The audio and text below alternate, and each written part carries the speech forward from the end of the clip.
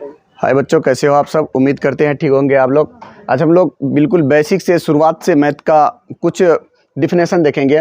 प्राकृत संख्या किसको कहते हैं? इसको इंग्लिश में बोलते हैं नेचुरल नंबर। प्राकृत संख्या किसको कहते हैं? गिनती का संख्या को ही हम लोग क्या कहते हैं? प्राकृत संख्या कहते हैं। जैसे देख लो, हम लोग गिनती का संख्या जैसे 1 2 3 4 5 6 ये अनंत तक जाओगे तो इसको क्या कहेंगे हम लोग? प्राकृत संख्या कहेंगे। उसके बाद आता है पूर्ण संख्या किसको कहेंगे? मतलब शॉर्ट में फास्ट में बताते चलते हैं। पूर्ण संख्या किसको कहते हैं? शून्य से शुरू होने वाले संख्या को क्या कहते हैं हम लोग?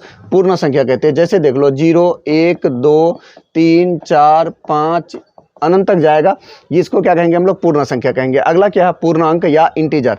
पूर्णांक किसको कहते हैं?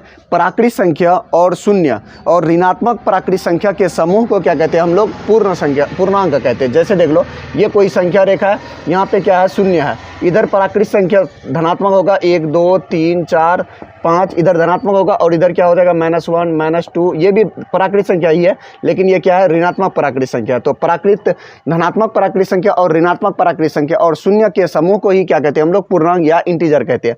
अगला है सम संख्या या इवन नंबर। सम संख्या या इवन नंबर किसको कहते हैं? जिस संख्या में 2 से भाग लग जाएगा उसी को क्या कहते हैं हम लोग? सम संख्या कहते हैं। जैसे देख लो 2 4 6 8 110 120 140 160 48, ये सभी क्या है? ये सभी सम संख्या है। मतलब जिस संख्या में 2 से पूरी तरह से भाग लग जाएगा उसको क्या कहेंगे हम लोग? सम संख्या कहेंगे। अगला क्या है? विषम संख्या। जिस संख्या में 2 से पूरी तरह से भाग नहीं लगेगा उसी को क्या कहेंगे हम लोग? विषम संख्या कहेंगे। मतलब जिस संख्या में 2 से भाग नहीं लगेगा, जैसे 3 हो गया, 7 हो गया, 9 हो गया, 11 हो गया, 13 हो गया, ये 17 हो गया, ये सभी क्या हो जाएगा? विषम संख्या हो गया। अगला क्या है?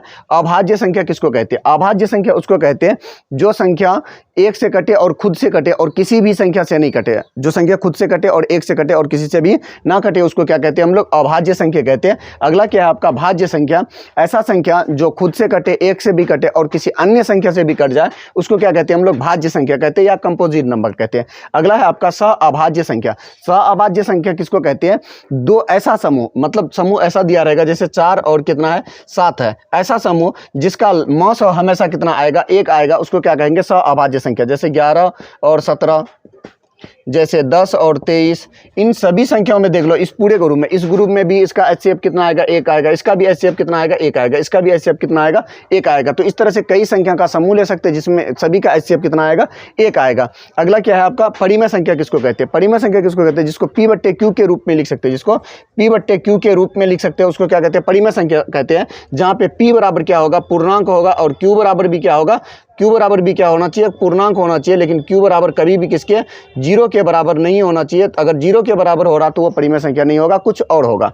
ठीक है। अगला है अपरिमेय संख्या। अपरिमेय संख्या किसको कहते हैं? जिसको P/Q के रूप में नहीं लिखा जा सकता। जिसको P/Q के रूप में लिखा नहीं जा सकता उसको क्या कहते हैं? अपरिमेय संख्या कहते हैं। अगर आपको वीडियो अच्छा लगता है तो लाइक सब्सक्राइब करना ना भूलें। अगर इसी तरह का अगर फनी मैथमेटिक्स से सीखना चाहते हैं तो हमारे चैनल को सब्सक्राइब कर सकते हैं।